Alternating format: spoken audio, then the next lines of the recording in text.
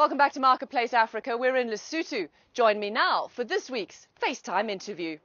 The discovery of oil off Ghana's coast has raised questions about whether the West African country can escape the so-called resource curse. This week's FaceTime says the country can reap the benefits of its oil, all the while being transparent.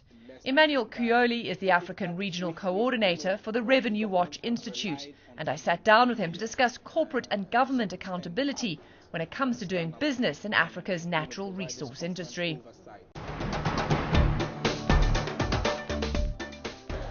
Ghana. A whole lot of oil just came online in the last few years. How does that impact a country, and how do you measure the transparency with that oil revenue?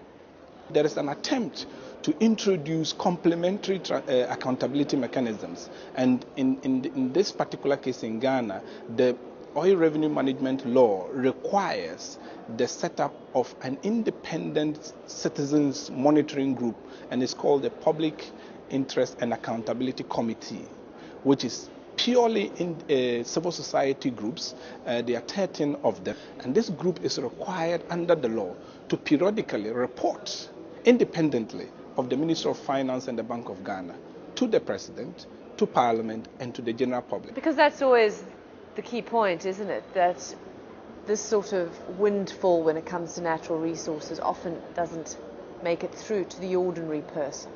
That's always the case. But there's one major battle that has to be won, and that is ensuring economic rights of the citizens. You can only do that if you can monitor how public expenditure is made, how government collects money and how it spends the money. That's the next big challenge for Ghana, making sure that the oil, not just the oil, but also money from mining, money from other sectors of the economy, that the money is spent on most important projects, and in the construction or delivery of those projects, there's value for money.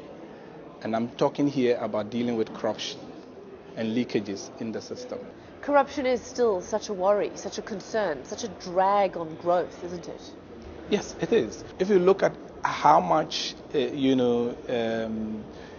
countries, especially resource-rich countries in Africa, earned, or what they're supposed to earn from the natural resource sector, it's 4 times the total aid that come to these countries. And so going forward, if the extractive sector is managed well, Africa has the opportunity to be able to address issues of poverty and deprivation that we see all over the place. And we understand that corruption in a way keeps people poor. But still, how do you fight it? How does an organization like yours really make a dent in the wall of sort of massive, systematic thieving? I wish, we had the answer. We would have solved all this problem, but we're making contributions to it. It's bit by bit. Yes, bit case by bit, case. Case by case. But one of the important contribution we have found from our work is, first of all, being able to ensure transparency across the entire chain. So transparency about how the mining, oil and gas deals are made, how the licenses, who gets the license, the process. So right from the beginning, the processes leading to the award of licenses have to be very transparent. Once the licenses are given, the process of regulation, will have on the government side will also have to be very transparent.